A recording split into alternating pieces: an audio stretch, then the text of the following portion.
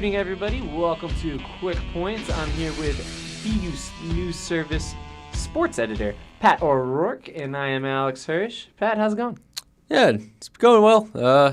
First night of NBA basketball.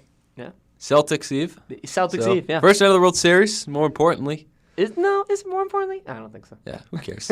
we're a Boston show. Regular season NBA basketball. It's what we all live for. But It's absolutely what we live for. as we're dogging the NBA, let's talk about the Celtics. Let's talk about Celtics. All right, Brad Stevens. He's got 15 players.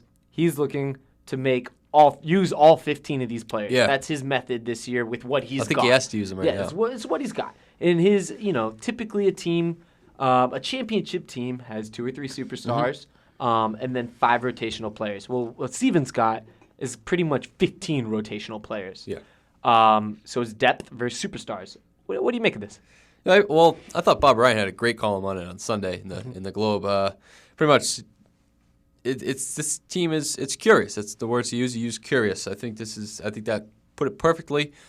It's going to be an interesting coaching job for Stevens. I think he has a lot of guys. You look, as he pointed out, the regular team usually has you got your 5 starters, you got 3 or 4 rotation guys. I think this team has, obviously, you got to put 5 starters out there, but you got 7, 8, 9, 10, 10 guys that can be rotation guys, and you got to put them all in. You got to give them the playing time. You got to let them earn their playing time. And it's going to be an interesting season for Stevens. I think all the attention probably early on will be on Stevens and what. Yeah, how he handles this, he handles this roster. And he's gone on record and he said the way he wants to handle it is he doesn't want to let anyone play over 25 minutes a night. Yeah. Might even be even 20 minutes a night. I mean, there's a lot of minutes to go around between 15 people. I think he's trying to figure out, is that going to help people in terms of rest, or is that going to limit people in terms of not being able to get a rhythm? Yeah, I don't think that's the formula to win, having 10 guys play 25 minutes. I think it's a formula we haven't seen yet. We haven't seen it, but so we don't know. But I think you need those guys. You need those guys who play 35, 40 minutes. You need those guys that are you want the ball in their hand. They don't have that right now, and that's why they got all these guys playing 25 minutes. They don't know what they have, and they're going to figure it out as they go. All right, so let's talk about what they do have. Yeah. We say that a championship team needs about 2 to 3 superstars. They don't have one. They got no superstar. One. They do. Their best player is probably Smart. Marcus Smart is probably he's definitely the one with the most upside. That's for sure. Now, and he might be. We say they've got a bunch of rotational players. Yeah. Maybe Marcus Smart is a starter on a championship team, but he's not their 1, 2, or 3 yet. Not yet. He could be, maybe. Yeah, I think he's still a year or 2 away. Yeah, he's got some time. So how far away is this team really from competing with all these rotational players? Well, it really depends. I mean, you look back to 06, 07, right before they made that Garnett trade. I think this is similar to that team, similar to those teams where you had, Smart's a budding superstar, I shouldn't say superstar, budding star. Budding all-star. Yeah, budding all-star. Yeah. Kind of like how Al Jefferson was. And you got a bunch of other pieces that they ended up piecing together for Kevin Garnett. Yeah. What they don't have is a player like that with Paul Pierce.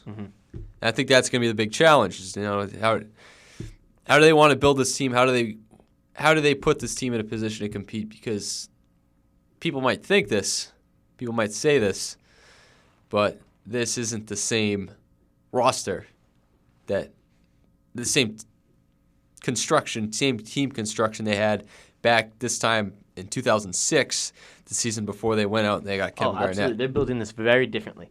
You're right. There are pieces to be moved in order to get them. It's not that they're building it differently. They don't have they don't just go on the street and get a player like Paul Pierce. Well, and that's the thing. And the other part about that is, in terms of how far away are we competing? Well, there's free agents out there, but they don't come to Boston. I mean, for the most part, yeah. I mean, some free agents this upcoming year are Kevin Durant, the big names: Kevin Durant, Joakim Noah, Al Horford, Nick Batum, and Mike Conley. Yeah, and then do we count LeBron? We don't even count LeBron. He's opting in. He's staying in Cleveland most likely. He did that for the money. Yeah. Kevin Love is another possibility if he opts out, as well as I guess Dwayne Wade. But I'd say if any of those are possible, it'd be Kevin Love is the only one that could possibly come here. But superstars don't come to Boston. Love signed an extension. No, he has the option to opt out after this year. Okay. But the point is, superstars don't. I don't buy into the notion that Kevin Love would come here. I don't buy the notion he'd come here either. So superstars don't come to Boston. So how do we get to the point of competing? They got to figure that out. I mean, they did get 2 superstars. They got a superstar to come to Boston in Garnett. Well, that was essentially. I know. It was a trade, but he picked Boston. He did pick Boston, but so for all intents and purposes, have to give up the farm for it, and it worked out. Don't get me wrong. Yeah, it wasn't a good farm, anyways. Yeah, I mean, give up Ryan Gomes. They traded him and they signed him to an extension. So I mean, right. It wasn't a free agent signing, but it kind of was. But you know what? I think the key to what Boston, how close Boston is to competing, is the Brooklyn Nets. The Brooklyn Nets are going to be horrendous this year. Yep. They have Brook Lopez as their only good player. And frankly, I don't think Brook Lopez is that great. Anyways, he's a free agent next year possibly too. If he opts out, I don't even want to touch him. I don't want to give him any money. A 7-footer that can't rebound, give me a break. He's averaging like 5 rebounds over his career. Can't stay healthy. But he is this key to the Brooklyn Nets right now with Joe Johnson, who's just diminishing value right now. Yep.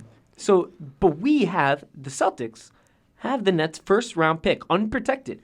There's a good chance that's a top 3 pick, if not the number 1 pick. They'll probably be competing with the 76ers as bottom feeders. But the 76ers, in my opinion, have more talent than the Nets do with we know what the Jahlil 76ers Okafor and New Orleans Noel. We know what the 76ers are trying to do. Trying to get that number 1 pick. Every year they're trying. Even when they get it, they're still going to be trying to get it the next year probably. Exactly. You want to be the Edmonton Oilers. But the Nets are going to be most likely, that's a top 3 pick most likely because they're going to be in the bottom 3 in the league, and that guarantees the top 3 pick with the lottery. So unless one team jumps up or something like that, but for the most part, it's a high percentage that's a top 3 pick. Yeah. Is that the way that this Celtics becomes a competing team for the NBA Finals? I think we're all in agreement the Celtics will be competing within the East this year. They're going to make the playoffs. They're going to be competing for the Atlantic Division this year. So they'll probably be a top 4 seed, maybe. And they'll be competing to try and get to the Eastern Conference Finals. Getting past LeBron, completely different story. We're not going to go there yet. This team's not ready there yet. And Danny Ainge has said this team is not ready to compete for finals. Yeah.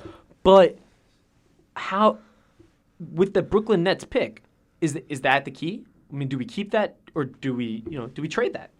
It depends on what you can get. Mm-hmm.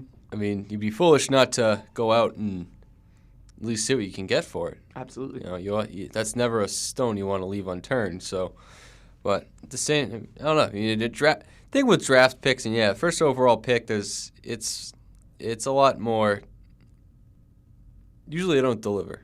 Well, yeah, for every Andrew Wiggins and LeBron James, there's a Kwame Brown and a Michael Olowokandi. So I mean, it's really a crapshoot. You're right. And last time the Marcus Smart is last time we had top 5 picks. We traded him. The last multiple times we've had top 5 picks. Yeah, we've traded him. Smart was 6. Well, Marcus Smart was 6. We traded Jeff Green for the Ray Allen.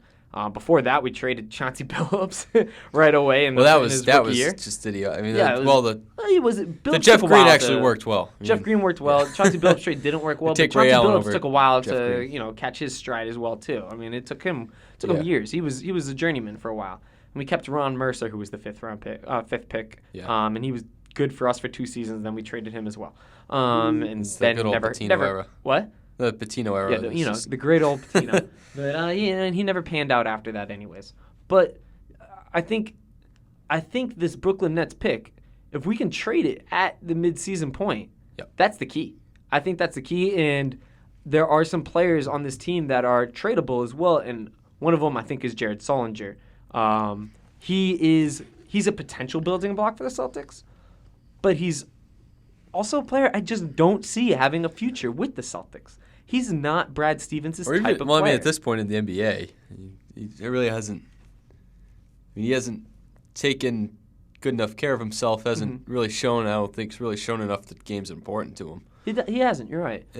But he's got the potential to be good. Remember, this was a guy that could have been picked number 1 overall, at least the top 3 pick. He probably would have been 1 overall if he came out of Ohio State. Yeah, had he not had his back issues, he dropped to us. We got lucky with that. Yeah. But he hasn't put it together. I think there's a little bit of a weight concern with the back issues too. Absolutely, but he has not put it together yet. This guy is he's got weight and conditioning problems, but he could score, he can rebound. He has the low post moves. If he puts this together, I'm trading him. I'm not even keeping him to see. Well, it depends on what the situation is. I want him gone. I want him gone. Because if he turns into a 20-10 guy, I'll trade him. Gone. I'll trade him even if he turns into a 20-10 guy. But because he's in a contract year, and this is the only time he's ever shown this love for basketball since he's been in Boston. And I don't want to give him that money for a guy that hasn't done this consistently. When if he's a 20-10 guy, someone else will. They'll be happy to. Some other desperate team will, and we can maybe get a good player for him. But what if the value isn't good? Well, all right, we're not going to give him up for nothing. But I think if Jared Sullinger is a 20-10 guy in his contract year, the value is going to be pretty good, most likely. You think so? Maybe a competing team might really want to take him. We're not going to be a competing title team, but a competing title team like, per se, maybe the Rockets or some other team, they might be willing to give up something for him. Maybe a different expiring contract that maybe we feel we could keep around, or some young talent. I don't trust Jared Sullinger. I don't think Stevens wants him on this team. I don't think he's part of the way that Stevens likes to play basketball. Fast-paced defense. Sullinger isn't that great at defense. No. And Sullinger isn't that fast either. So I don't think he fits into that scheme as well. And Stevens likes bigs that can stretch the floor. And Sullinger tries to stretch the floor. He tries. But he really can't. He really can't. He shouldn't. He should get his big butt on the block, just like Stevens says, and use his post-up moves. So, in terms of how far away this team is competing, I think a lot of it depends on the progression of Marcus Smart this year. Yeah. The progression of Jared Sullinger, because I think he is a key trading element, because otherwise I don't really think there's much to trade otherwise. Well, like I said, Smart is what Al Jefferson was 9 years ago. Exactly. Well, and then I think it also depends on how bad Brooklyn is. Sullinger is not. Let's make that clear. Sullinger is not Al Jefferson. Al Jefferson. We thought he was maybe 2 years ago. He's not. I don't even know if at that point, but Al Jefferson had established himself in the NBA much more than Jared Sullinger had at that point. Yeah, but I think the big key is how bad is Brooklyn, and if Brooklyn is that as bad as we certainly hope it is, and then Dallas can be bad and not good at the same time. We have their pick, top 7 protected. So we can get them at 8 or 9. Dallas is one that falls under the radar because that could potentially be a top 10 pick. They're in the Western Conference, which is not. I mean, they could be. They could be bad. They're not going to be. And you know what? I think Darren Williams and Dirk Nowitzki are old and aging. They're just not. Darren Williams has never won in it. Yeah, Darren Williams has never been on a winning team ever. So if they can be, if we get a top 10 pick there, locker room cancer. We get a top 10 pick and we get a number 1, 2, or 3 pick from the Nets. That's a great trade package right there. Yeah. 2 top 10 picks, one of which a top 5, for what could be a guy that could help the Celtics get to the point of competing right away. And then if the 8th overall pick doesn't have as much value. No, but packaged with the number 1, 2, or 3, that has a lot of value. Yeah, it could. Because the number 1, 2, or 3 is in there. Especially in a day and age where teams want young talent now, because the contracts are about to be shooting through the roof with the new NBA, the new TV contracts. So it's the cheaper contracts for young talent. 8th overall pick, that's gonna have some legs with, especially with the number 1, 2, or 3 pick. That could get us a superstar. And then you have that superstar. You have the hopefully growing package of Marcus Smart. This is turning into a complete player. He's already an elite defender. Turning into an elite offensive player, maybe, or just a good offensive player makes him an all-star. Yeah. Makes us really maybe one player away, essentially. Could be. Yeah. And do you think he's already on this team? Talking about Smart? Smart's obviously already on this team. Do you think that a potential superstar or building block is already on this team? Okay, yeah, I see what you're saying. Okay, no. I don't think the number 1 option's on this team already. I don't think the number 1 option's on this team. I think Smart, A, he's a point guard, and 2, I just don't think he's not a guy who should be your first option. I think Marcus Smart will grow into a number 3 option. I think he could be a 2. He might. He really has to learn how to attack the basket. That's something he didn't do last year. It could have been because of his ankle injury. But he really has to learn how to attack the basket. Amir Johnson will certainly be helping with that with the pick and rolls. But if he can show attacking the basket like Avery Bradley was doing in his early days as the Celtics, where he was doing a lot of backdoor cuts If he could do backdoor cuts and then attacking the basket, getting to the free throw line like Isaiah Thomas, the fearless 5'2" player he is. He's 5'6", yeah, I know, but means like he's 5'4". averaging a ridiculous amount of free throws for someone that age. And I just read that he only gets blocked 6.7% of the time, which is insane for someone that's really small, good, considering he probably can't even see the score table. Yeah. So Marcus Smart is a potential building block, and I think he will be. But I think he's number 3. I do think one of the building blocks is on this team. I believe in R.J. Hunter. I really do. I like the kid. I think he's 6'5". He's got a 7-foot wingspan. Yeah. He's already a very good defender. He's smart. He's got high basketball IQ. Yeah. You mentioned earlier his dad's coach. Dad is a coach. Yeah, son of a coach. Brad Stevens. Oh, so isn't Solinger. Well, yeah. But Brad Stevens has known this kid for a long time. Yeah. And he brings something that this team sorely misses, and that is 3-point shooting. So you're saying R.J. Hunter might be one of these Belichick moves where I think he is. Pick. I think R.J. Hunter, bold prediction here, I think R.J. Hunter is the next Klay Thompson. That's what I think. I think this guy is a 20-point scorer, a good defender. And I think he certainly has that potential. He's already a great passer. I don't know how many of these preseason games you've seen, but that kid's got passing skills. Stevens even tried him out at the point guard for a little bit. He said he probably won't try him out for another 10 years after that. But, hey, he tried him because his passing skills are already very good. Yeah. So, I don't know. If you had to quick hit, how many years are the Celtics away from competing? Say 3. Okay. I would agree with that. With the way things are constituted right now. Okay. And then what is the season outcome this year? Season outcome, I would say, as of right, I'd say 40 to 45 wins. They'll be right around 500, kind of like they were last year, maybe a few games above. But, hey, I mean, the Atlanta Hawks won 60 games in this conference last year, so I'm not going to count anything out. But right now, as things are constituted, the way things look, there's a lot of uncertainty, like Bob Ryan said. They're curious. You're curious about him. I would say 40 to 45. All right, my quick hit, I'm going to say Celtics make it to the Eastern Conference Finals. I do. I think they will.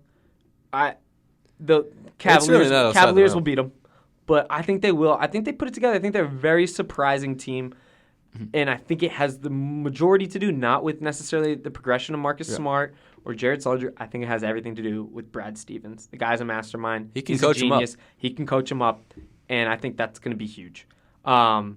But, we'll see what happens. Obviously, season starts tomorrow night. They'll be playing the 76ers, so that should be a nice, easy win right off the bat. You'd think so. Well, I mean, they're playing a team that doesn't want to win. So yeah, you would think so.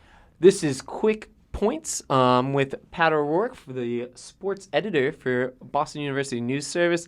I'm Alex Hirsch. Tune in on Friday. We're going to be putting up a new segment called 4 and Out. You'll see what it is on Friday, but going to be on-camera segment. We're going to be taking on some issues and giving our opinions. Check it out on bunewsservice.com on Friday afternoon. I will imagine it will be on. Yeah, Friday afternoon, Friday evening. All right. Sounds good. Well, everyone have a good week. We'll see you on Friday. See you guys Friday.